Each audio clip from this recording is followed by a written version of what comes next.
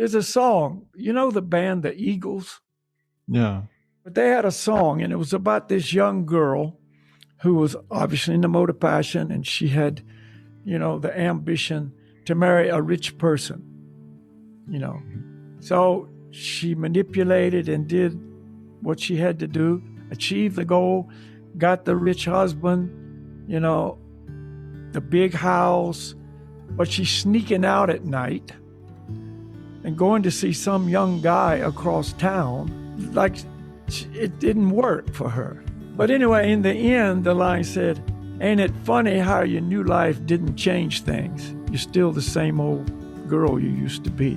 That's kind of an example how we chase the phantasmagoria and it just doesn't work.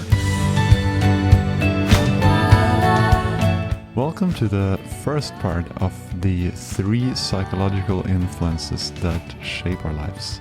This is Ruben, and you've come to the Breaking Trail podcast, where you learn to navigate life's journey through ancient wisdom.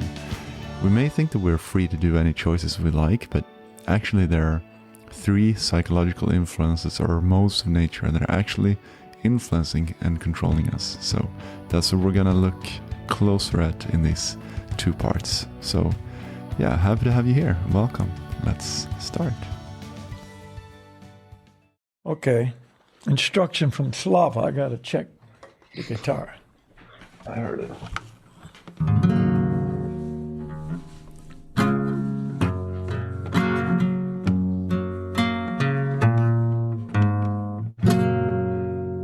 Yeah, it's all right. With these earphones, I can't hear the guitar unless he sends the guitar through the earphones. Oh, yeah. I feel like I'm in a cave and somebody's playing a guitar far away, and it's not me. It's like I'm not playing. Oh, because you hear it. Oh, I see. I see. He has to send because these block external sound, and so I can't hear the guitar.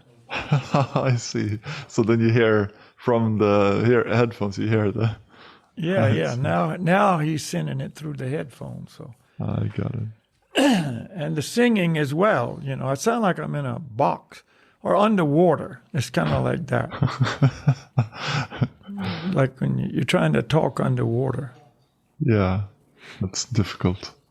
Mm-hmm. Headphones are too good. That's the problem. Give me my old Raja-guna phones. I can hear everything. I like those, but I guess it's better for you with something that insulates, like, from the sounds. No, it's not better for me. It's more Slava's doing than mine. He doesn't like my phones with a popsicle stick holding them together. Popsicle stick? What? Yeah. They've been repaired in a very good way. Popsicle stick. And I even let Slava eat the ice cream that the stick came from. And he still doesn't like them. Some people you just can't satisfy, Oh. Yeah. I thought that reminds me about bribing, Probably better. I got your video about Lingen, by the way, and I started seeing it. I didn't finish it because I went to Lingen actually this weekend to a little hut trip. Oh, you did? Yeah, not as extreme as those guys. How was it? Very, very nice. The mountains there are really steep, but we managed to find a cabin that was up in a valley, and to go into the valley, so you had to go up.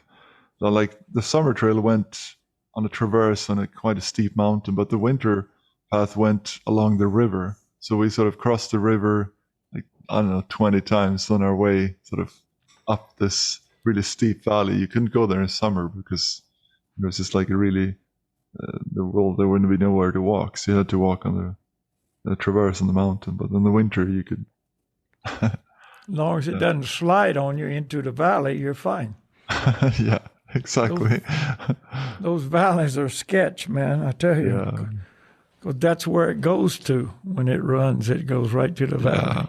Yeah, that's true. But I also, remember two guys in Telluride, Colorado. Back when I was there in '87, and they were coming back from a backcountry ski, coming down the valley, and the thing slid from both sides and completely buried them. Two guys. Oof. They couldn't even find them. They were so buried. They got them out in the spring after the snow melted.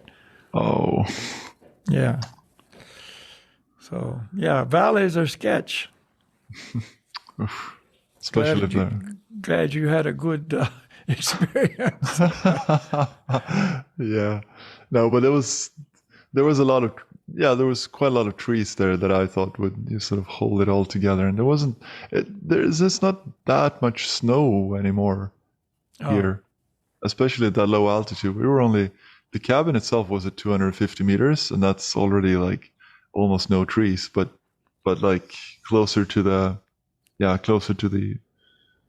sea level, there's even less snow. One time we were skiing in Austria, backcountry skiing, and I came around this corner to this spine, and I was going to traverse out into this face and then ski down, and I was stopped waiting for Galoka and Mohan, and I noticed this snow coming down in that chute where I was going to go. I wonder why, because it was a stable day. It wasn't like it should have been happening. And I look up, and there was four. They're actually a type of mountain goat. They're called ibex or chamois. Oh, wow. They're found in the mountains of the Alps. But anyway, you've heard of a chamois that you use to polish your car. You ever heard No, of that? I didn't hear that. Anyway, that's the skin of this animal. But nonetheless, they're just mountain goats, but they're specific species of goat called whatever, chamois or ibex. And I look up to see where the snow was coming from, and there was four ibex up at the top.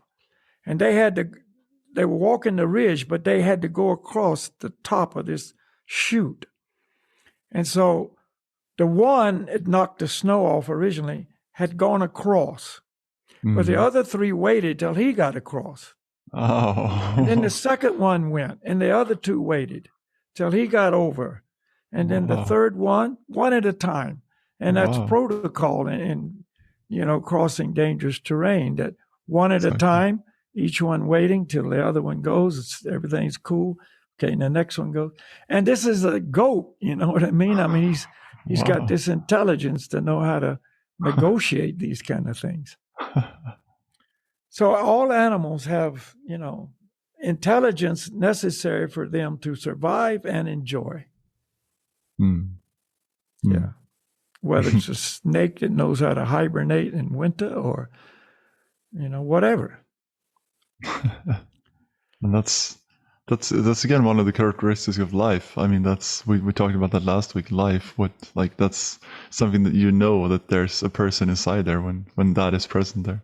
Yeah, and the difference is in humans, it's more highly developed. So it's not just the octopus waiting for a better shrimp. It's the man going out and catching the shrimp, a whole boatload, and selling it to make money so he can go buy some alcohol. In other words, that's his use of his developed intelligence. Well, so yeah. So anyway, it's interesting. All these things, when you see it as it really is, you can put it all together. Yeah. I mean, even octopuses realize that sometimes less is more. So self-control requires an understanding that less is sometimes more, the researchers said after this. Yeah. No? Less volume, more pleasure. Yeah. So, But go ahead. yeah, so well, I think that's by avoiding. Yeah, no, that was just the point that avoiding temptation now might lead to better future outcome. I thought that was pretty interesting. That even shrimp can, or even octopuses can think like that, Yeah. and that's hard for us to think like that. I mean, most people don't. Maybe even that's. We want the temptation now. We want things like right now. It's hard for us to actually wait until, Yeah. the proper time. Yeah, that's right. The most intelligence and oftentimes the least control. Yeah. I don't know. Yeah, anyway. It leads to big problems. Yeah, that's what it does. We want, so this, I just thought this was interesting in relationship to our last discussion, but we wanted to speak today about the modes of nature. So you've mentioned these three modes of nature before. We've talked a bit about nature and how nature is just really beneficial for us, being in nature. And but we haven't really explained perhaps the depth of these and the importance of these. And so perhaps a first question would be why is it relevant to know about these modes of nature that you've mentioned before? Yeah, it's a very important topic, really, because if we don't know about the modes of nature, then we don't know how to deal with our exposure to and control of the modes of nature, or they control us, I should say. So anyway, let me just kind of start from ground zero. The material world is comprised of three modes of material nature. I mean, it's hard to picture, but these are the three influencing factors in the material world. Just like we can say water is composed of hydrogen and oxygen, H2O. That composes water. So the material world is basically composed of these three modes of nature. And they are the controlling factors in material nature and in our lives. And so the three modes are the mode of goodness, the mode of passion, and the mode of ignorance. In the Sanskrit language, are called gunas. So mode of goodness is known as Sattva-guna. Mode of passion is known as Raja-guna. And mode of ignorance is known as Tama-guna. So any living entity in the material world is under the influence of these three modes of nature. And it's more of a psychological influence than a physical influence. But under their control or their influence, we think a certain way, we see the world in a certain way, we have different desires, we have different motivations, we act in a certain way, et cetera, et cetera. In other words, whatever we're doing in life, we think we're doing it. I'm doing this. I want that. I need this. I achieve this and that. I'm the doer. But really, it's not true. That's an illusion. We talk often about the world of illusion, which is the material world. Really, it's the modes of nature doing it, and I'm just acting out the mode of nature's control over me. It's just like, if an example, say you in your normal state, sober state, You act a certain way, you think a certain way, you see a certain way. You're a certain kind of person. Then you drink a bottle of vodka. And very quickly, that vodka controls you. You have not the ability to control that. So you've lost control. Now, you're saying stupid things that you would never say. You do stupid things you would never do. You see everything in a certain way. Maybe you're a happy drunk. Maybe you're angry drunk. Maybe you're breaking things, and maybe you're, giving things away, whatever. But it's not really you that's doing it. It's the vodka that's doing it. And you're just acting out that influence. In fact, they even say, oh, don't pay any attention to him. It's just the liquor talking. Yeah. So that's just a very gross example of what the subject is here. These modes of nature are what's really doing everything in the material world. And kind of like those three would be three kind of, to continue that comparison, could be like three different substances making you do different things, or making you, like, leading it in different directions, sort of. Yeah, absolutely. Yeah. Kind of like different objectives, different goals, different avenues of pleasure. Yeah. You see, what you pursue in life. We talked about goals. People make a goal and then they try to achieve it, but the influence of the mode of nature will actually determine what that goal is. See? So, knowing that, then we can look at the three modes under the influence of the mode of goodness. And this is, the name itself is indicative of what is better. Mode of goodness is a good influence. See, and under the mode of goodness, I'm more calm, I'm more peaceful, I'm more prone to think higher thoughts. You see, I'm more philosophically inclined. I derive pleasure from quiet, good, natural things. So, in the world, nature is in the mode of goodness. So a person under the influence of the mode of goodness is more inclined to be attracted to nature. He likes nature. He likes to go and sit and be peaceful by a stream, or just hike or ski or ride a bike through nature. You can feel it. There's a certain feeling. He likes to get up early and feel the energy of the sun when it comes over the horizon, or, the beauty of the flowers is just amazing to him, et cetera, et cetera. And no matter what mode you're under, if you go into nature and spend time, it changes you. It makes you feel more peaceful and more calm. And, we hike a lot, both of us.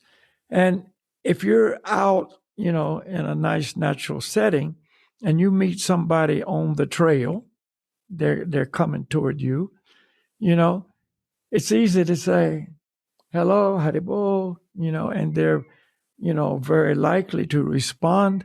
If they don't say anything, they smile, they nod. They're softer. People are softer. Yeah. But if you meet that same person in the city, they don't even look at you.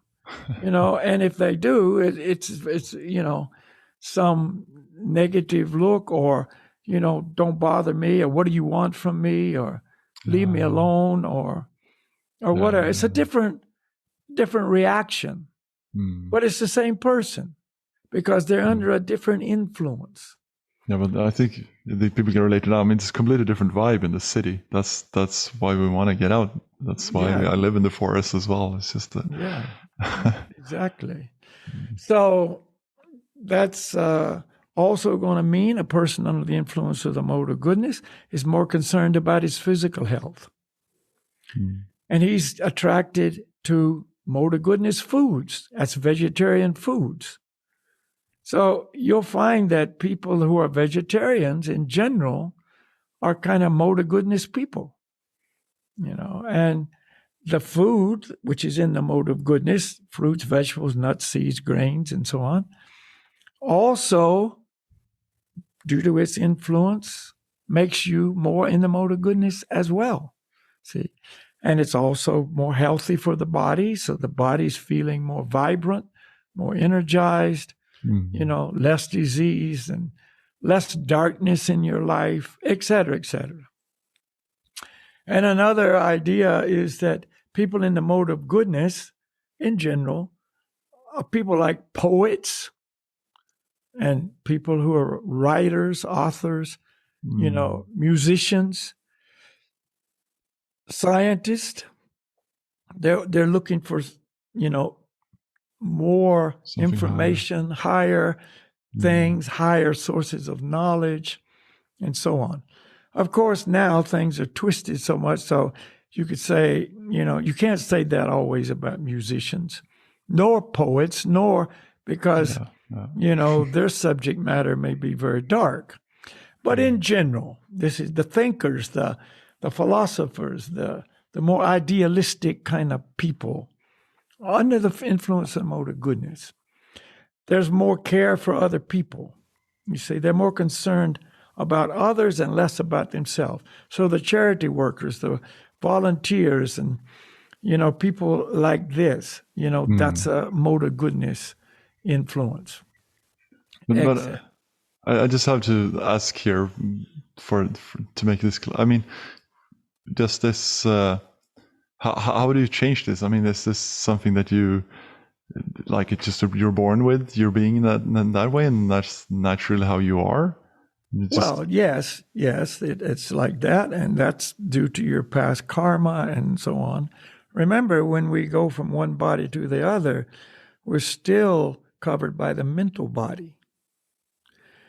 And that mental body will be in whatever mode it is, And so in the womb, these influences are present, even before birth. But it doesn't mean you're stuck with that. You're doomed to be in that influence, So, but bring that point up later if I forget, because, this is something to understand. Okay, so that's mode of goodness, Less aggressive people, more mellow, more quick to forgive, the mediators, the ones who don't like conflict. They like peace and harmony rather than agitation and conflict, et cetera, et cetera. I mean, you get the general picture, Under the influence of the mode of passion, it's very different. Under the influence of the mode of passion, we're very passionate about life, and we're so driven by agendas and, success, and I must control, and I must achieve, and I must conquer. And, I'm number one, and I've got to really become solid in my position of number one. The senses of a person in the mode of goodness are more subdued. They're not so fiery and strong. Senses of a person in the mode of passion are very strong, So a person is always struggling with their sensual desires, Sex is a personification of the mode of passion. See, so a person in the mode of passion is very driven by sex desire. It consumes a person in the mode of passion to a large degree. There are also the achievers. I want to achieve a lot, you see. So they're the business people. They're the competitors in sports, you see. They're the people who have agendas that no matter if they achieve one goal, they've got immediately another goal. Something bigger, something better, something more fulfilling, something, superior to what I just accomplished, Even if it's, and people in the mode of passion, they may just be competitive with their self, Okay, I ran this marathon in this amount of time, But now I gotta But do now it. I've got to do a personal best and run it faster. So they're more competing with themselves than other people in the race. Or they'll just go out and run alone or climb higher or, ride a bigger wave or whatever it is. But it's still a mode of passion, you see. And it's very, very stressful situation, filled with anxiety, afraid they're not going to achieve the goals, you see, or the goal they achieved wasn't good enough. They're more concerned about their image and what people think of them, so it's all about me. What did I achieve? What do others think about me? How good I am or how much of a failure I am, you see, and their life is very turbulent. It's not an easy life. And this is the kind of people that you see in the media, isn't it? I mean, mostly this is the achievers, these kinds of people. These are the ones that are really, yeah. And, their diet is also, in harmony with that influence. They like, say a person in the mode of goodness, like simple food, doesn't have to be so spicy, just plain, organic, natural, filled with nutrition. He's more worried about what the result in his body will be than what the experience on the tongue will be. See, he's not, thinking about the immediate sensual pleasure. He's thinking about how is this going to affect my overall health and well-being. Whereas a person in the mode of passion is a more right now gratification, So he likes really spicy, foods. And, again, they're just never satisfied with whatever they got. It's a really tough position to be in, and that's basically where most people are. Yeah, that's what I was gonna say. This sounds like, I mean, and then the third mode is the mode of ignorance, and this is the mode of darkness. People in the mode of ignorance, they're very lethargic, very morose. Actually, one of the characteristics of a person in the mode of ignorance is they like to sleep a lot. It's kind of just void out. They're not really ambitious. They don't really try to achieve much. If they work just enough to make it. They're not trying to get ahead. They're just more trying to survive. They're also prone to a lot of intoxication. And, for instance, the diet, meat is in the mode of ignorance. So they like to eat meat. They're not interested in healthy food. They're more interested in, the crap. That's the fast food people. I mean, the fast food people are, the people in the mode of ignorance. But usually a person is in or under the control of passion and ignorance combined. It can be all three. See, sometimes the mode of goodness is more dominant. That's why one day you wake up and you feel, wow, so mellow and peaceful. Again, I want to be healthy and I want to do good things and so on. And then sometimes the mode of passion is more dominant, and there you go, you're agitated, physically, mentally disturbed, and then sometimes the mode of ignorance is more dominant. And, you don't want to get out of bed. You don't even want to get up. And if you do, you just want to do nothing, or do, something that is of no value. See, either materially, there's very little motivation to get ahead, and So this is where your depression and your anxiety and all these things that are plaguing society today are coming from. The anxiety, more mode of passion, but that leads to depression. You see, anger is in the mode of ignorance, but it comes from passion. Passion and ignorance combined, you see. Yeah. And so it's very difficult to say a person is just in the mode of goodness or passion or ignorance, because it kind of fluctuates. Yeah, and once you've tried, that's in the mode of passion. When you've like tried so hard to get something and you fail, you might just want to just give up and void out and just forget about the whole thing, just sleep and drink that's right. Or the most successful athletes, many times, they reach the goal. It could be an Olympic goal, which is for an athlete probably as high as it gets. Yeah. But then a few days later, or maybe one day later, or maybe 1 hour later, they're hit with depression, because now they've achieved their life's goal. And now what? Yeah. I'm not some ecstatic person.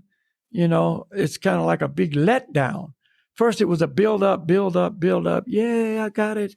The champagne and the headlines in the paper, and you got it, the gold medal around your neck. But, then it's the big come down, okay, now what? And so dark things happen to many of these people, because it's not really satisfying. It doesn't. The goal is an illusion that it'll make me happy, that I will be somebody, and you're still the same person. It's still the same person. There's a song, the band the Eagles. Yeah. They were actually. I recently saw that they sold more albums than any band in history. You wouldn't think that, but this was statistically what was shown to be true. But anyway, that's neither here nor there. But they had a song, and it was about this young girl who was obviously in the mode of passion, and she had, the ambition to marry a rich person, So she manipulated and did what she had to do, achieved the goal, got the rich husband, the big house, the luxury of being a wife of a rich person, don't have to work, got all the, the things to make you happy. But she's sneaking out at night and going to see some young guy across town, that, like it didn't work for her, On the other side of town, a boy is waiting, The song is quite well made. But anyway, in the end, the line said, "Ain't it funny how your new life didn't change things? You're still the same old girl you used to be." She's still the same person, And so that's kind of an example how we chase the phantasmagoria, and it just doesn't work, You arranged it all so carefully. Ain't it funny how your new life didn't change things? You're still the same old girl you used to be. You can't hide those lying eyes, and so on. So that's why we need to understand these things, If we're struck down with the mode of passion, you're doing pretty good. You're controlling your senses to a degree. You're not obsessed with, this thing or that thing or whatever. And then out of nowhere, all of a sudden, you're just overwhelmed with some desire, sex desire, for instance, which is a very common one that everybody can relate to, And you think, I've got to do this, I got to find that person, or I got to arrange this thing or that thing, or I got to get married if you're just, on a platform where, okay, but, to fulfill all these desires properly, in the correct way, I need to get married. So all of a sudden, you got to have a wife, or you got to have a husband, or you got to, have a family or whatever, you see. And you're driven by that, and it can go for years, and you push through all kinds of obstacles, and you do stupid things. I mean, there's red lights all along the way, red flags. Don't do this. This is not a good idea. It's stupid. But you can't see it. You don't care. You're just pushing through it. I'm going to do it anyway, regardless, because it's driving you. And you do it. And then later, all the red flags are saying, I told you so. It didn't work. It was a big mistake. You throw your whole life into this thing, and now you're stuck with whatever you're stuck with. But if you know what we're discussing now, you can say, oh, this is just a mode of passion. It came, it'll go, it'll last for whatever time it does, and I'm not going to let this sweep me away and just take me wherever it does, Whereas a person in the mode of goodness, he's more inclined to analyze things, approach it with knowledge, sensible approach. Okay, well, let's see now. This is like this, and this is like that, and that would not be a good result if I did this, but this would probably be a better result. We don't know for sure always, but in other words, he's approaching it with intelligence, calmness. It's not urgent. I don't have to do it right now. I'm going to take my time, like you talked about the octopus. I'm going to take my time, and think this thing through. And he's not an impulsive person. So you can see if we have this knowledge, then it helps us to know how to live our life, And if I wake up and I'm in the mode of ignorance, my ambition is 0 today, I don't want to do this, I just do it anyway. This is just a mode of ignorance. You know what I mean? It's going to come, it's going to go. I have these obligations, these duties, so you don't succumb to the control of these things. You get the point?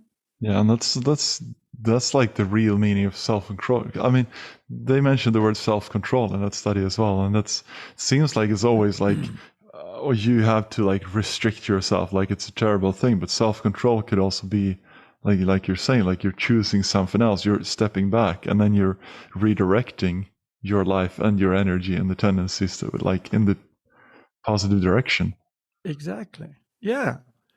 In other words, that's what the human form of life is all about. We have intelligence superior to any other species on the planet. I mean, the human intelligence is amazing, but its function is to fill it with knowledge. You see, we're to receive knowledge, and with that knowledge, operate that intelligence correctly. You see.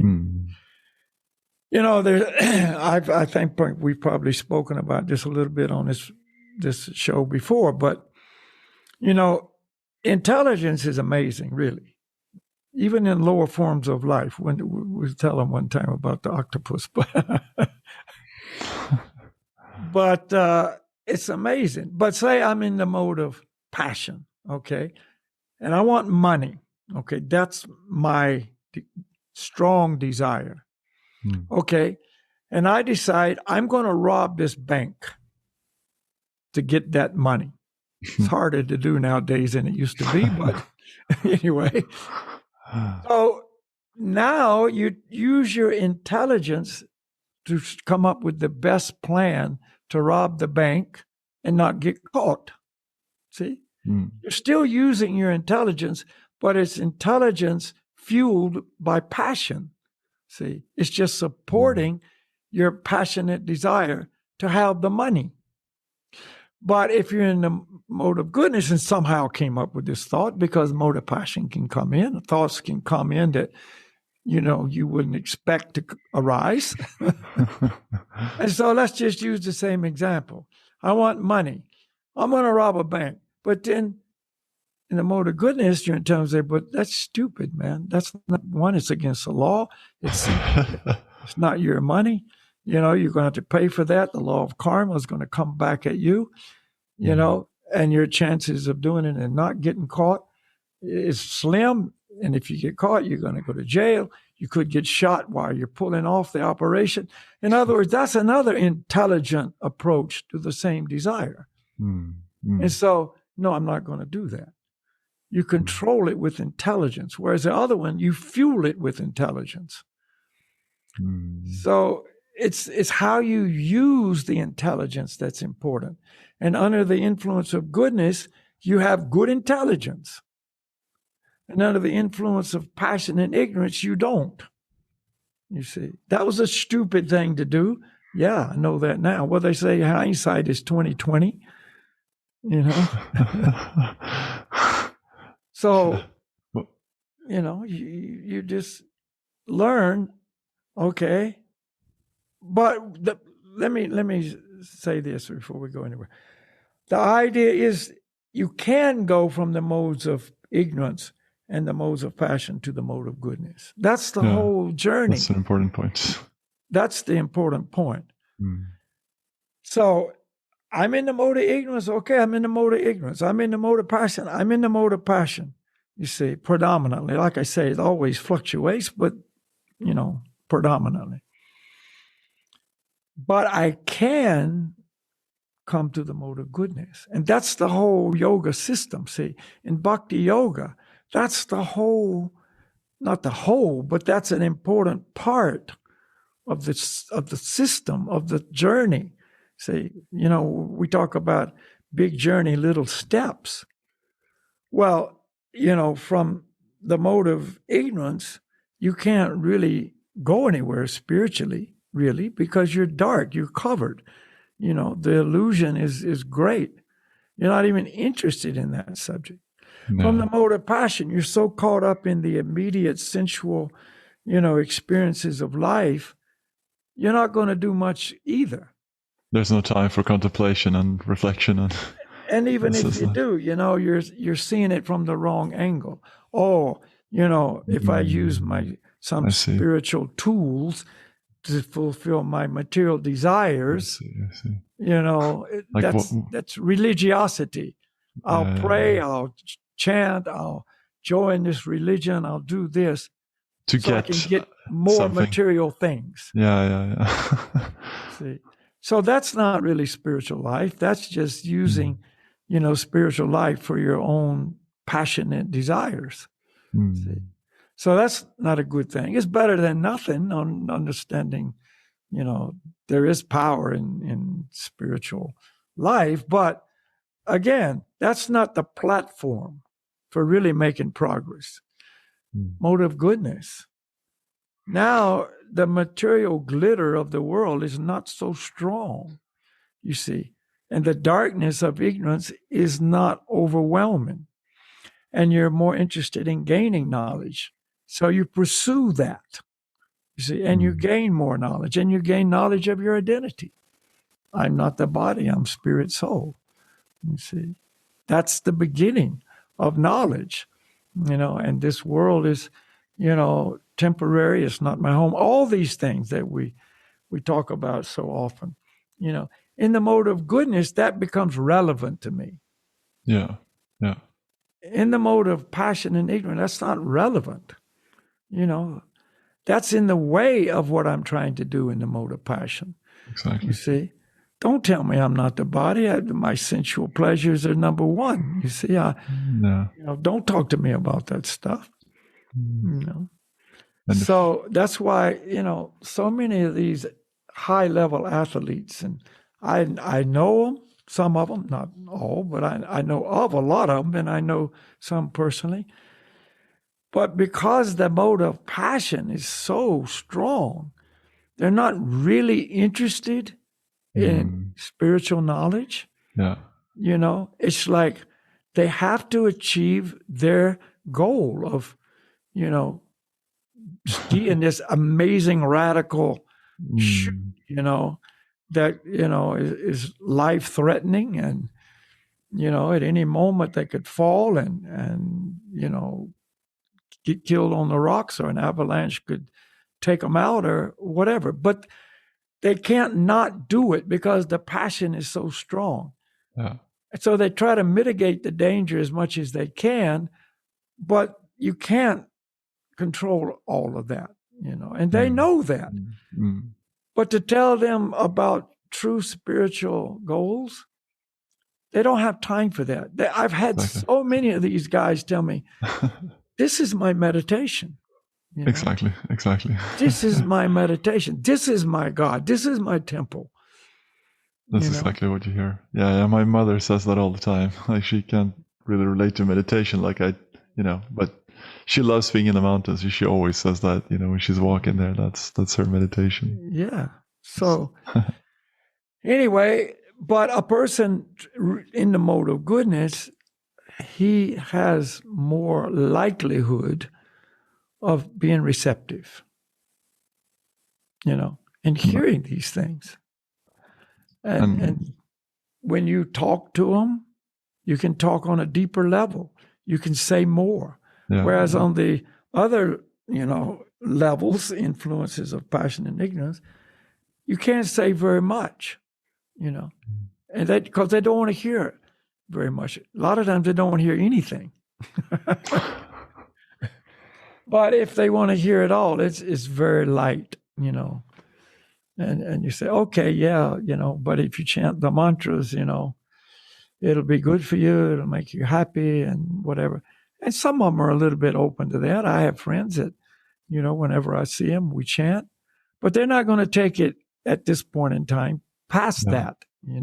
It's a good evening together. We have a kirtan, and they're going, yeah, that was fun.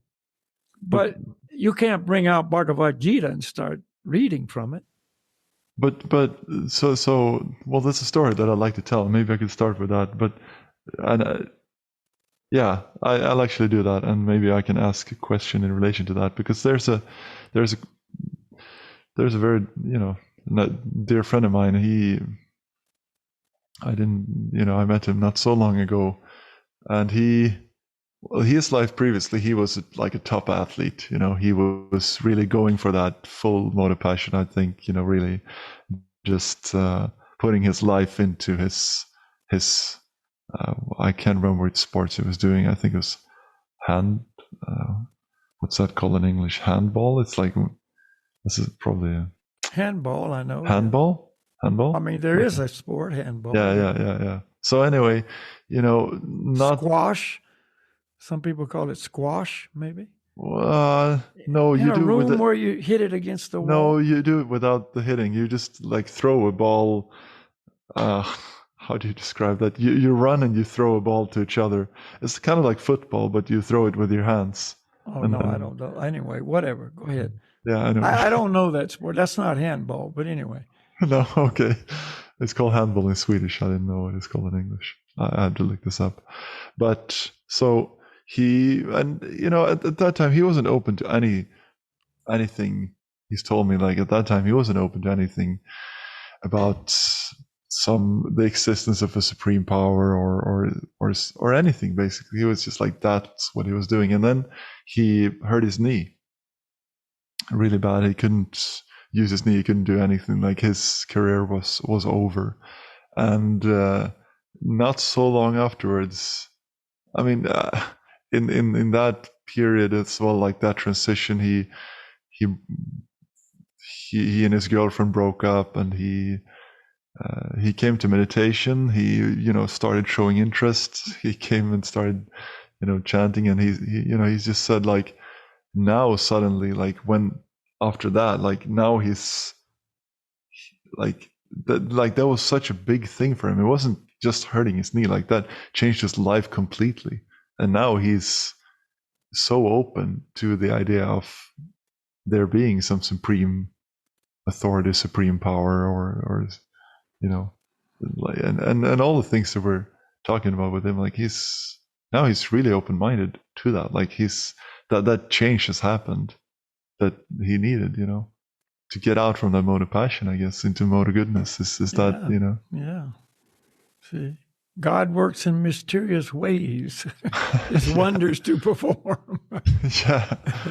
That's, yeah. Yeah. So, yeah. Yeah, so. Yeah, we don't know what it's going to take. for any individual, including ourselves, to change things in our life. Exactly. We don't know what that is. It could be a car accident. It could be, whatever. People get diagnosed with cancer, and they, some of them don't change at all, and some of them change completely. But how do you? Because what I was wondering about, I mean, that's wonderful if that happens. But how can you help someone to move in that direction? I mean, if you know that there's a person here. Like we say often, the mantras that we chant have spiritual power that can do things that we can't do. They're superior to the three modes of material nature. See, the three modes of material nature are under the control of the spiritual nature, which is the Supreme Lord. So therefore, if a person does start to chant, you see, then this can change them more and more. And those important things that were fueled by the mode of passion, aren't so important anymore. That force, that strength is diminished. And they're more open to the mode of goodness. Like I seen my friend, I couldn't talk to him about vegetarianism even, but, over years we chanted a little bit here and there. He became a vegetarian. Wow. And so, it's not like he's, like your friend wanting to know more and da-da-da, but it changed him enough that he could see that this is a superior diet and, and he was feeling better than he's ever felt. So there was proof that backed up that a vegetarian diet was superior, And then, you never know the pace of someone. I mean, we're all individuals, so, Yeah, he had a friend. He lived in Alaska for a long time, had a fishing boat. He fished in Alaska. Then he moved to Colorado and Crested Butte. And so when I met him, he still had his fishing boat. He'd go there in the summer to Alaska and fish. They make a lot of money. They used to make a lot more than now because there was a lot more fish. Well, in the lake or like no, lakes? No, in the sea. Okay. Yeah. And in a summer, he could make way more than enough money to last for the year, So that's what he did. And I kept saying, there's so much karma involved in that thing, you all those fish you're responsible for killing, there's so much karma. But money's stronger than karma, so he wasn't very interested in that idea. But then so we continued on to be friends and chant periodically once in a while and so on. And then one summer I went there, and because I was traveling and I go there in summer. And he said, well, you're going to be really happy to know I sold my fishing boat. I went, great. Wow. Very good. So that was a good sign. He just got the idea, I don't want to do this anymore, Wow. And so then, over time, I was always a vegetarian and, little nudge here and there. And he eventually became a vegetarian. And then shortly after that, maybe 6 months after he became a vegetarian, he had a friend from Alaska. They were longtime friends. He was always very active in backcountry skiing and, all kind of outdoor stuff in Alaska. Alaska's, that kind of place. Mm-hmm. And of course, he continued when he came to Colorado. So his friend got Lou Gehrig's disease, ASL. I don't know if you... Yeah. And anyway, usually when a person gets that, they don't live very long. They live for, 6 months to a year. So his friend, called him up. There was 3 guys, my friend, another person, and the person that was sick. He called his friends up, and he said, I want to do one last raft trip before, he knew he was going to die, before I go. I want to do one last trip with you guys. And so they did. They flew in a plane, fixed-wing plane, back to some remote river, and they did a raft trip. And he couldn't paddle or anything. He was just sitting in the boat, and they were taking him down the river. And anyway, then sometime not long after that, he left his body. But he had a request to those two guys, his friends, before he died. I want you to spread my ashes over this glacier. There's a big glacier up in Alaska that he was referring to. And so they said, yeah, we'll do that. So he died, was cremated. They took his ashes, and they did this trip. It was like 100 miles across this glacier. And my friend Keith said probably nobody had ever done it by skis the way they did it. They did it on skis, and it took them, I forget now, a week or 10 days. I forget the length of time. And as they went along, they scattered his ashes all along. And then when they got to the sea, the end of the whole trip was the ocean. The remaining ashes they put into the sea. That was his request. Wow. And so anyway, Keith came back, and I said, how was your trip? He said, man, it was amazing. I think there was 3 of them, though one other guy joined. He said, and he was on this vegetarian diet. And he said, I was feeling so good. I said, I was so far ahead of these guys, other 2 guys. I had to sit and wait for them so many times for them to catch up. So he was convinced by that experience that, yeah, this is superior. See, so it's a gradual movement toward, the mode of goodness more and more and more. And that's the idea, like the diet and the chanting, and if a person is ready to adopt more activities or refrain from doing certain activities, there's certain things you shouldn't do, because they're in the mode of passion or ignorance. For instance, diet, eating of meat, fish, and eggs, that's in the mode of ignorance. So that will have a mode of ignorance influence on you. So if you don't do that, then that will eliminate that influence. That's mode of goodness influence, vegetarian diet. See, so now you've been influenced in that way, And intoxication is in the mode of ignorance, So the yoga system is don't do that, because that's going to place you under the influence of the mode of ignorance, which is against your real well-being. You, the spirit soul, will be ill affected by that. So don't do it. It's a different way to look at why not do these things. you know. And gambling is in the mode of passion.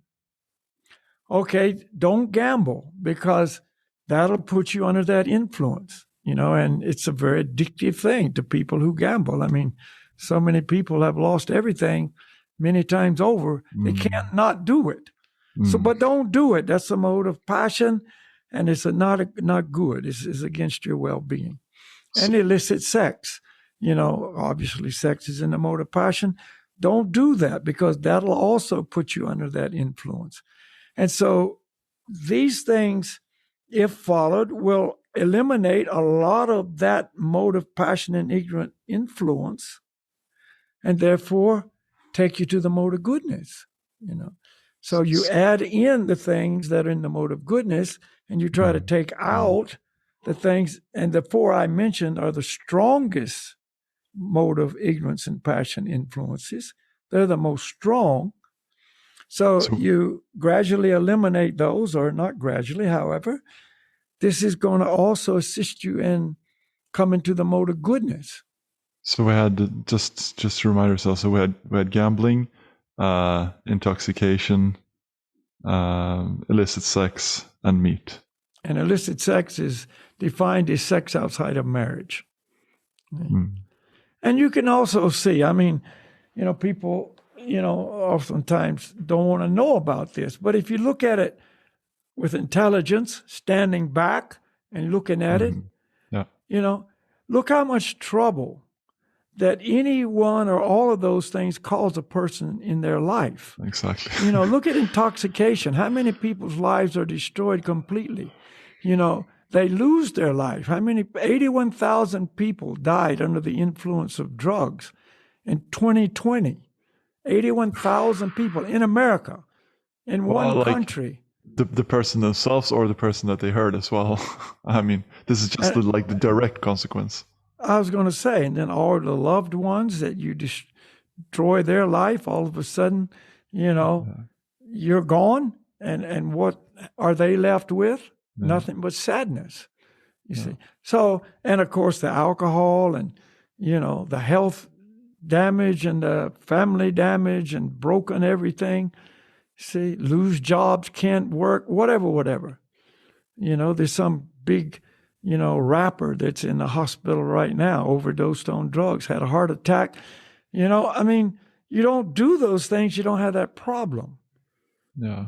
So drugs, and alcohol, intoxication. So that's no good. Can you say it's a bad thing to not do those? No. But can you say it's a good thing to not do those? Yes. But how about, people would say, yeah, but I just drink every now and then. I don't drink to get drunk. I just take a little wine here and there and a little sip. And is that okay or what? Well, it depends on how strict you are in following these teachings. If you're very loose in following them, you'll have all kind of justifications. If you're very strict and I really want to grow spiritually, then you'll honor that in all ways. So it depends on the individual. That's what you want, yeah. Yeah. So anyway, illicit sex, my God, look at all the problems that come out of that. Unwanted children, abortions, and, broken homes and hearts and, rapes and on, the story goes. I mean, who can say that's a good thing, And then, gambling, we've already discussed, people lose their life to gambling. I know a person that can't give it up, and he's tried to commit suicide twice. He lost his wife, his young baby. She just left him. She didn't know he had that problem when they got married. Then she found out, lost all their money, borrowed money from everybody. Everybody's after him to, because he owes big money. Of course. And so he tried to commit suicide twice, unsuccessfully. So gambling is, don't do it. Save yourself the problem, And we've already talked about the meat eating, But it's financial speculation including gambling? Because that's a big one for people. You put money in different stocks here and there, and you try to. Because I never got into that stuff because I feel like that's kind of like aggravating. Yes, in a way it is gambling. It depends on the approach too and the addiction. I mean, some people really have a scheme of how they buy and sell stocks. They have a system they follow. It's more of a analytical business rather than just throwing money into a stock and hoping for the best. Yeah. So again, and how much it affects them personally. That's a real. I mean, any business in one sense is gambling. You open a restaurant. Is it going to be successful or not? It's a gamble. You don't know. True. There's no guarantee. That's true. So in many ways, life is a gamble. Life is a gamble. Yeah. But what we're talking about is this obvious gamble. Going to Vegas and just, losing all your money or, betting on the horses or whatever. So anyway, the point is, if you don't do those things, not only is it about the modes of passion and ignorance, but it's about just logical everyday life. It's better not to do those things. Your life will be better if you don't do them. See?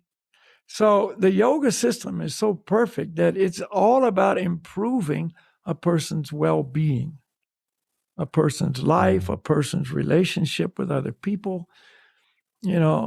and on the benefits go. And not just spiritual, right? But also mentally, physically. I mean, yeah, of course, So those 4 prohibitions, we'll call them, they're not spiritual. That's just a material,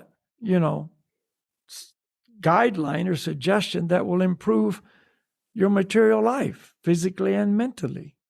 But it brings you to the mode of goodness, and from there, you can start real, spiritual life. In other words, step off of that mode of goodness platform into a serious spiritual endeavor, which you can't do from the other when you're influenced under the other modes. Yeah, you can't really go very far. You're not really going to do very much. See, but our process is so beautiful. The chanting, for instance, is for everybody. It's not just for people in the mode of goodness. It's for the person in the mode of ignorance.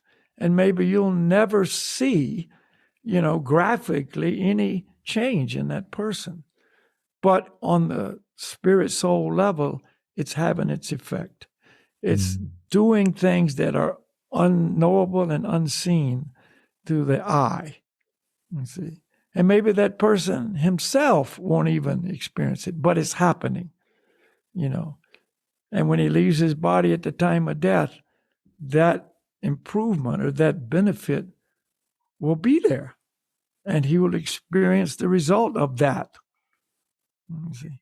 That's why we also chant to animals, dogs, cats, birds, trees, plants, everybody.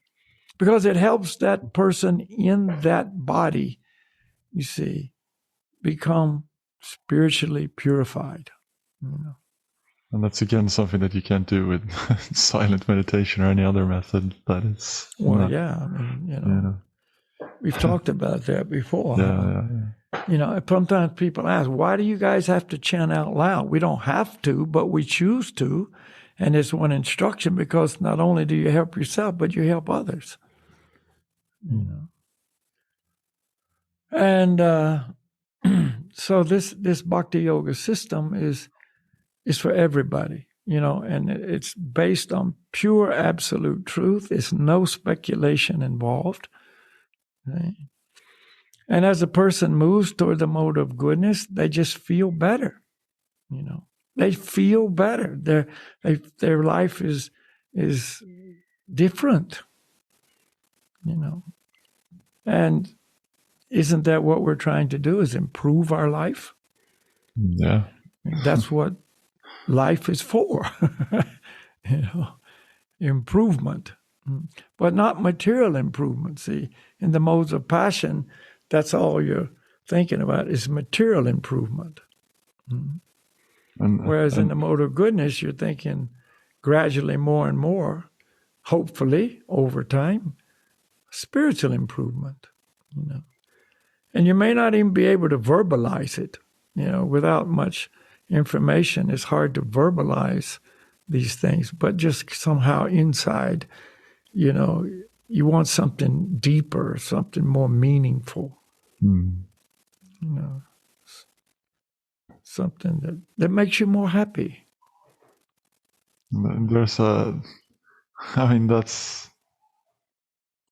I was recently questioned by someone. We were speaking about, I don't know if you've heard or read this book. I read it before. I mean, this was long ago, but it's called The Power of Now. And it's, I guess, related as well to the book that's called The Secret, which is very... I've read The Secret. I haven't read The Power of Now, but I know the concept. So what, so the concept is that you can, it gives you the power to go in whichever direction you want, like with your thoughts. How is that? Like, I guess I took out that to me is an example of something that, like, it might be true, but with intelligence, like, why would you want to go in a certain direction? Like, it doesn't give you the tools to know or like which direction should you go or what's the beneficial thing to do. Right. And if you read those books, it's all about some material direction. Yeah. Like The Secret. Okay, the secret is if you really want something, and you really, really desire it and you meditate on it and you ask the universe to give it to you, you'll get it. And the example was from a boy who wanted like an 8-year-old kid who wanted a new bicycle to a guy who wanted a multi-million-dollar home. But it was the same secret, and both got the results. One got the bicycle, one got the home, But what do you got? You just got another material situation that, doesn't really satisfy. So the secret is that's not going to that's not going to make you happy. The real secret is in spiritual secrets. That's why in Bhagavad Gita it says there's different chapters. This is knowledge. This is, confidential knowledge. This is the most confidential knowledge. There's different levels of secrets, if you will. So, the ultimate secret is spiritual truth, spiritual life. And the reason is because, again, another secret, we're spirit souls, we're not the body. Well, that's exactly what I want to get to. Like because, the modes of nature, that's so important, but there's just there's so much more. And there's so much beyond that. Now you've spoken a lot about the material world, but, there's so much more beyond that to explore and to. Well, yeah. That's the point. That's the thing. But a person in knowledge knows about the modes of nature because we're in material bodies and we're going to feel those influences. Whether I know all this or not, whether I'm on some spiritual plane or not, the body's the body. It's said in Bhagavad Gita, the Lord says, who can tolerate the urges of the senses, is superior. One should learn to tolerate the urges of the senses. So what does that say? It means the senses are going to present their urges. So you also get stupid urges from time to time? Like, do you also get... Of course. But with intelligence, you understand what that urge is. It's not me. It's the body and the mind. Just like you get sick or you feel a pain in your knee or whatever. Just because you're on some, higher level of understanding of spiritual life doesn't mean you don't get a pain in the knee or you don't, have an issue with your teeth or you don't get old. With old age comes a lot of interesting things. You don't know, but you will. Just find out. Laughing happily in ignorance.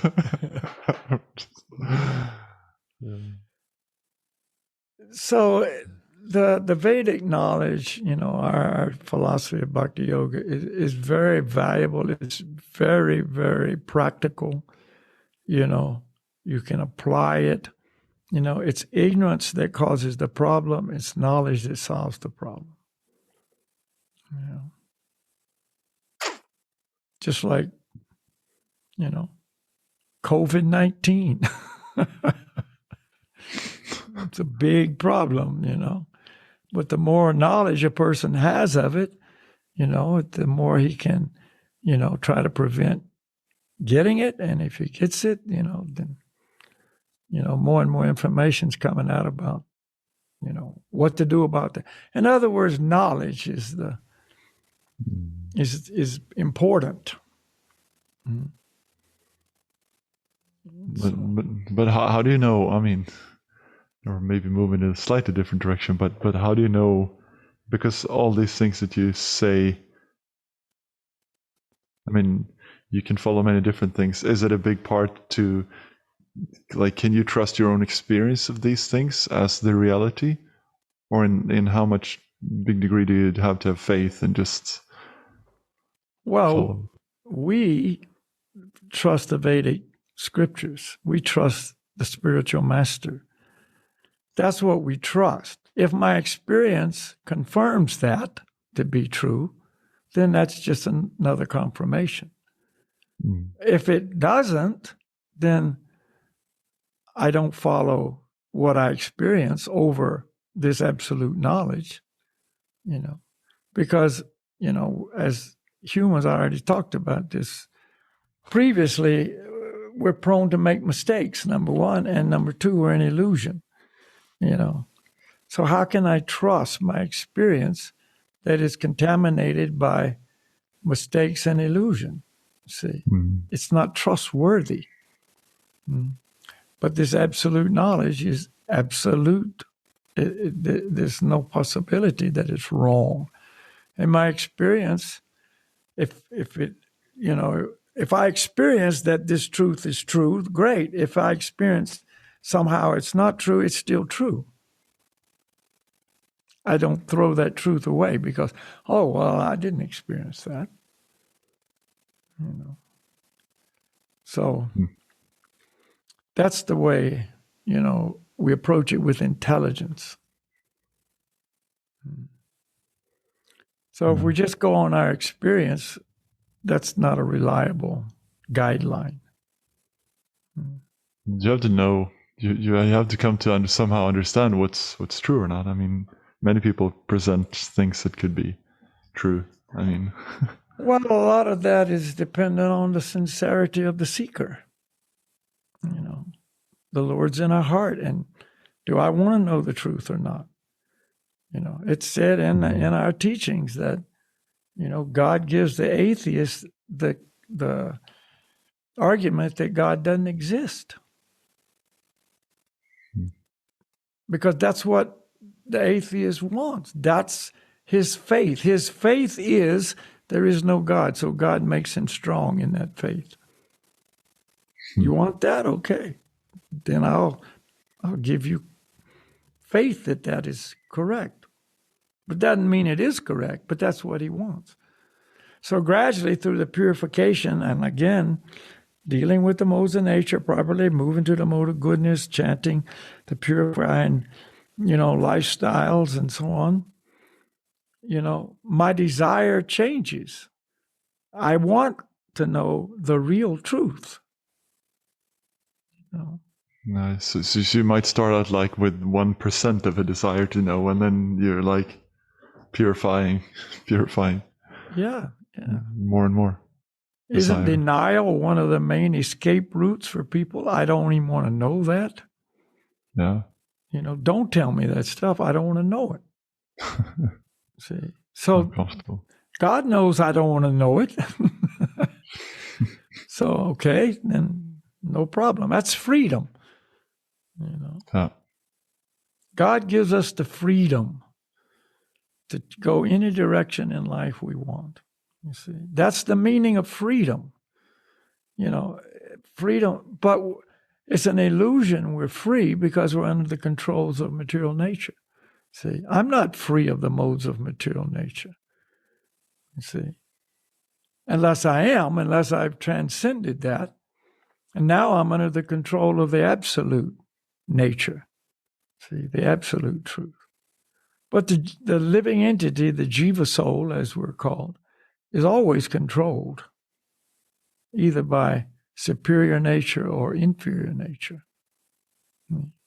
That's just how it is. So my only option is to choose which control do I want to be under. And in the material world, that choice has already been made. I want to be under the control of material nature. Although we don't consciously probably think like that, it's just like how it is. It's not like I know about it even, and I chose that, but we did choose it. But because if I choose not to be under the control of the Supreme Lord, the superior nature, then automatically I will be under control of the inferior or material nature automatically. If I don't choose to swim, automatically I'll drown. You know, that's it's not like I choose to drown. If I don't swim, if I don't make that choice, I will drown. And I remember last week but we said this was a topic for another day. But that's what you're speaking about is very related to that the question of why are we here? Why did we go to this place? Because we chose to be the Lord of material nature, to try to come and control and enjoy independent of God. And that's why he created the material world, for us to have a place to come and act out that fantasy that I am God, that I'm number one. See, so people say, God created the material world. It's true. Absolutely he did. But really, if we understand a little bit more, we created the material world. Like, who creates the prisons in a society? The government or the criminals? If there was no criminals, there'd be no prisons. Yeah. So, the government constructs the building and makes the laws and puts the people inside that building and whatever. But who really created the prison was the criminals who broke the laws. So if God didn't create the material world for, us to come here and suffer, which is what some people think, like the government doesn't create the prison just so he can have a place to make people suffer. I mean, a good government. I'm not, when we start talking in this term, who knows? But in general, the point is the same. And they also don't create prisons like for people to enjoy or have a perfect life in prison. I mean, exactly. It's a place where you pay for your mistakes. So the material world is where we come, but it's a place of misery. So no matter how much I want to be the controller, I'm not. But what were you going to say? No matter how much I want to be the enjoyer, I'm not. Yeah. And that's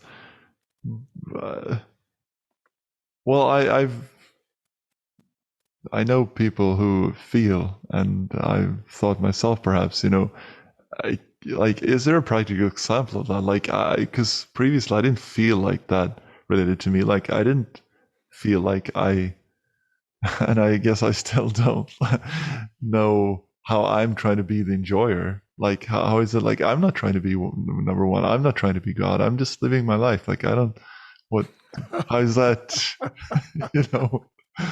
We're all living our life of being the enjoyer. Whether it's having a house to come in out of the cold, or, going on a ski trip. Why do we go on ski trips? To suffer? No, obviously not. We may suffer. It may be a big suffering experience, but we do it to enjoy, some taste out there. Everybody's trying to enjoy, one way or another way. So that's just the nature of the material world. That's the consciousness, the prevailing consciousness of the material world. And that's not in our best interest. And we never achieve that goal. You see. And so we go along in a mellow way, but death comes, and that's not fun. People are not too excited about that. Like the guy who's freezing bodies, he takes the bodies down to minus 320 degrees Celsius. After a person dies, and it costs, I forget the amount of money it costs, but a lot of money. And he'll freeze your body for however long. And then when his theory is when science advances enough that they can cure whatever made you die, whether it was cancer or whether it was old age or whatever, then they unthaw you and administer the cure, and you just get on with life. And it costs huge money, and he's already got 50 bodies on ice. It's not on ice, but, in the fridge. Yeah, this is the idea. They're still trying to stay here and enjoy the world. We'll conquer death in this way. Of course, it's absolute illusion. It's not possible. That soul in that body is long gone, and he's just got a chunk of frozen flesh. And the fact that they're doing that is even the proof that they see that you're not your body. If you are your body, then you're still there. You know what I mean? Yeah. If you're not your body, then obviously you're gone. But anyway, it goes to extremes. This is an extreme measure. But everybody's trying to conquer death and misery and pain and enjoy. That's all. And the point is, we can redirect that enjoyment, or. Well, yeah, it's the nature of the soul to enjoy, but the eternal position of the soul is subordinate to the Supreme Soul and have a loving relationship with, loving service to the Supreme Lord, pleasing the Lord with my life. And that's when we experience spiritual joy, spiritual happiness. There's no other solution.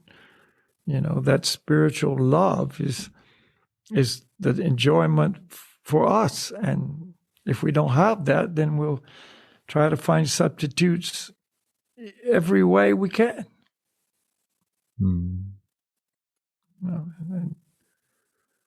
But it never works. This is the point. And so that's what the human form of life is, with all of our intelligence and ability to hear and, contemplate, is to understand this is true and the futility of another direction in life.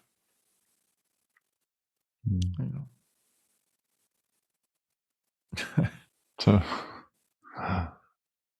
yeah, but along the way, it doesn't say we got to suffer. That's a misconception that some people that are supposedly following religious, spiritual teachings have come up with, that, okay, if we're not supposed to enjoy, then we're supposed to suffer. And that's the ball and chain around the leg idea of dragging a ball and chain around, or wearing hair shirts to just be uncomfortable all the time, or, self-flagellation where you beat yourself or whatever. And that's, in the eyes of the people who do this, spiritual.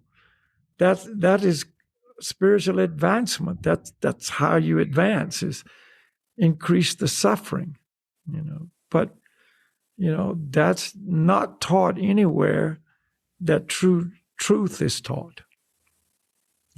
It's not.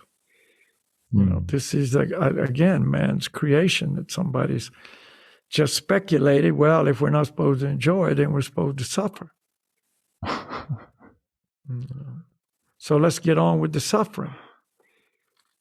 And then when we die, we'll go to heaven because we've suffered here. So we'll go there and enjoy. So it's still enjoyment. It's just now I'm temporarily suffering so I can experience eternal enjoyment. So all of these philosophies that people, accept and practice are just created by people's minds. It's not coming from God. It's not coming from Scripture. It's not coming from true masters. Yeah. We just went through Easter yesterday. It was Easter. Jesus didn't teach that. He taught love for God. That's all he taught. Simple, straight up. No hidden message here. Love God. Just straight up. Glorify his names. Forgive others. God will forgive you as you forgive others. Love your neighbor. I mean, it's just simple. It wasn't complicated. No. And those who follow that, they will be successful in the goal. Jesus didn't come here to suffer, although, he did suffer physically, obviously. He didn't have a cush life. He had basically no material possessions. He didn't even, as far as we know from the Bible, he didn't even have a home. He says, even the birds have a nest and the beasts have a den, but the Son of God has no home, no place to lay his head. You see? So he had a message to spread to everybody, and that's love God. Become like I am, he said. I love God. You should become like I am. Imitate me, follow me. So, the truth is the same, no matter what time period it appeared or who spread that message, it's the same truth. Yeah, I guess that's some people may be confused, like speaking about Vedic truth and then Jesus, and how is that? Because it's just truth. We're not Vedas. We're not Christians. We're just followers of the truth to the degree we can. And that's a beautiful thing, that there's no sectarianism involved. It's not like we're the good guys and the rest are the bad guys. Everybody's a good guy. It's just that some are further away from their eternal goodness than others.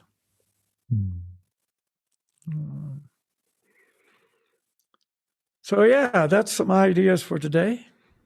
Yeah. That's a lot of ideas for today. I hope it has been inspiring for someone listening. Yeah, don't think, there's a lot of people that, again, extreme sports people, they do things, and of course they have their own motivations, but one is, they say, we want to inspire other people to get out and do your extreme sport or push your own limits. Go outside of your comfort zone. Yeah. There's a group that's just appeared. I just became aware of them. Kind of young guys, girls, and their group is called Seek Discomfort. In other words, get out of your comfort zone. But they're talking about, this guy did, a skydive. We call it a halo dive from 25,000 feet. Halo means high altitude, low opening. So you fall for 5 miles, and then you open your chute and you reach speeds of 300 miles an hour. It's, but that's the point. Get outside your comfort zone. Well, if you want to get outside your comfort zone, begin spiritual life.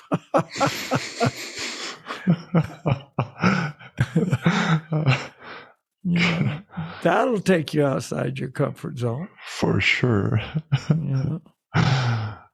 So, yeah. So we're not against that idea. It's just a different comfort zone.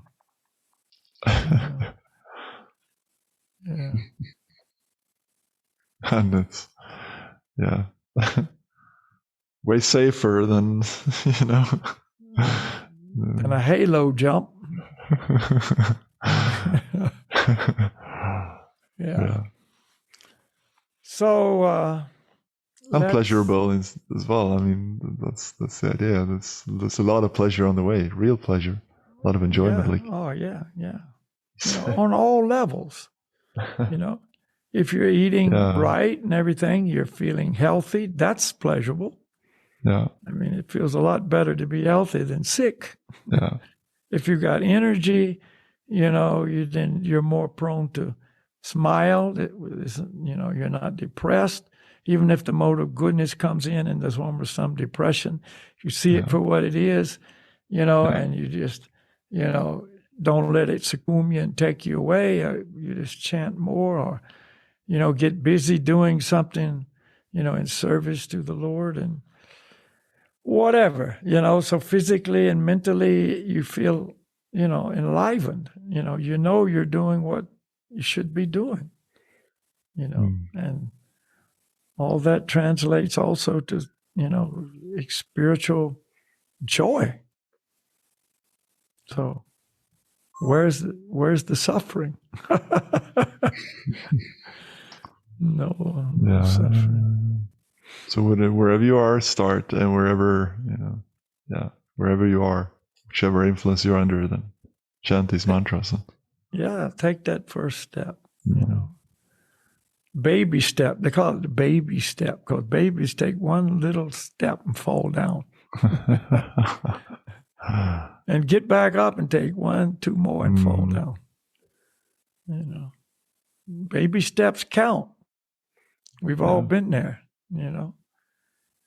That's how we all started walking. Yeah, you might be a great runner now, athlete, or whatever, but you at one point you couldn't take that first step. You fell over.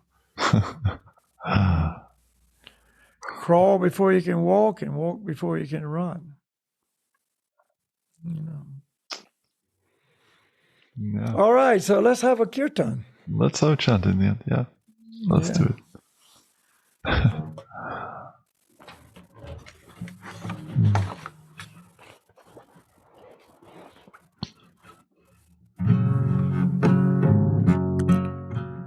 Okay, the mantras Go Ranga and Haribo.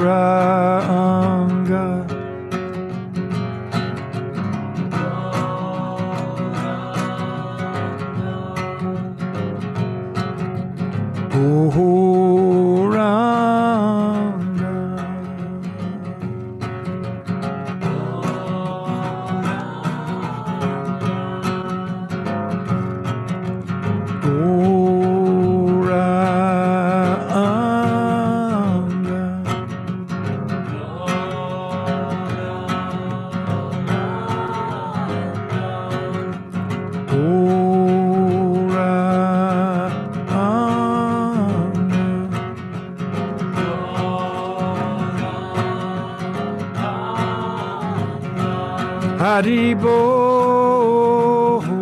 hey. Haribo,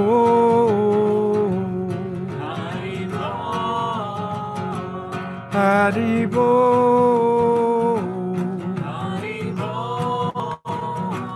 Haribo,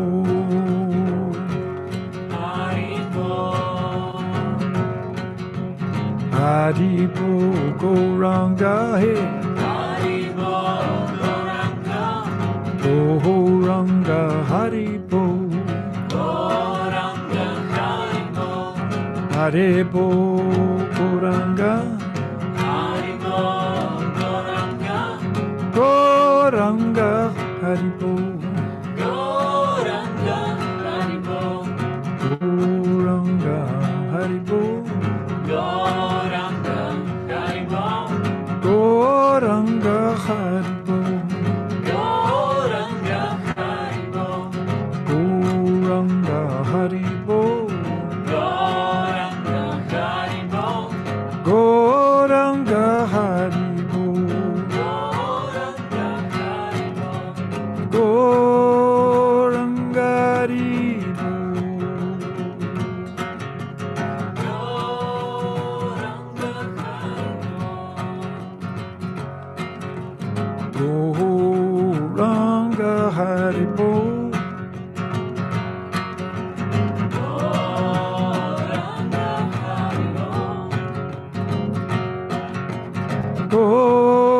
Goranga, Haribo, Goranga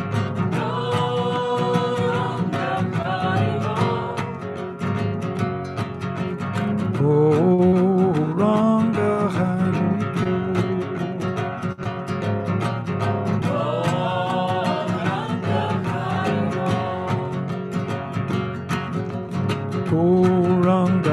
Haribo, Goranga Haribo, Goranga Haribo,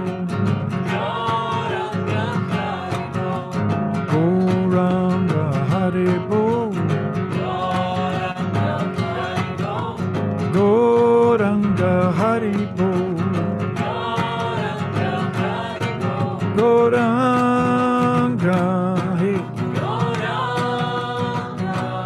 Haribo, Goranga Haribo, Goranga Haribo,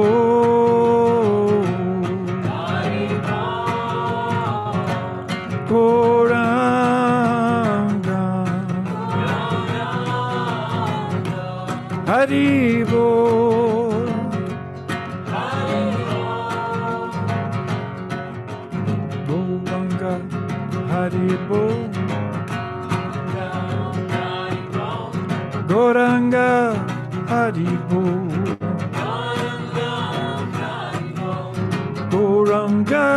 Haribo, Goranga Haribo, Goranga Haribo, Goranga Haribo, Goranga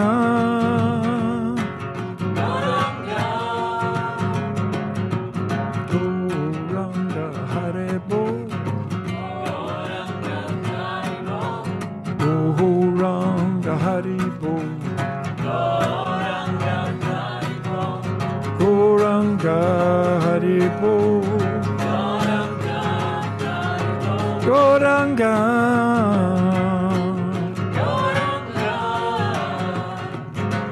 Goranga Haribo, Goranga Haribo, Goranga Haribo,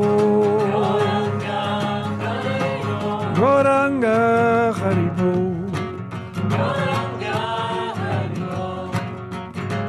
Goranga Goranga Haribo, Goranga Goranga Haribo, Goranga Goranga Haribo, Goranga Goranga Haribo, Goranga Haribo, Goranga Haribo, Goranga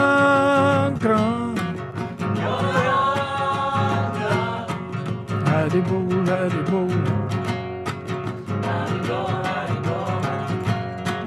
Haribo, Haribo, Haribo, Haribo, Haribo, Goranga Haribo, Haribo, hey,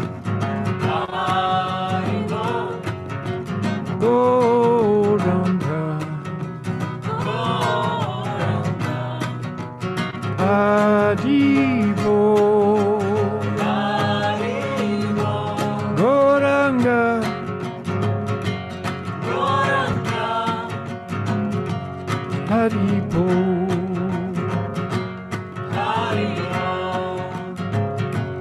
Haribo.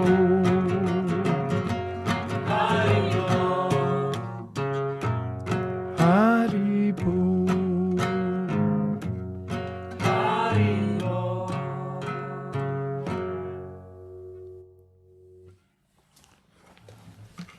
Haribo. Haribo. So, again, little Sankirtan, always fun. Great. Yeah. Wrapping it up. All right. Thank you, Ruben, for a nice little chat. Yeah. Thanks for explaining this a bit more clear. And now we know a bit more about the material world and how we can choose to, be affected. Because we are all affected in one way or another, yeah. We're definitely affected, Everybody's under the controls of material nature.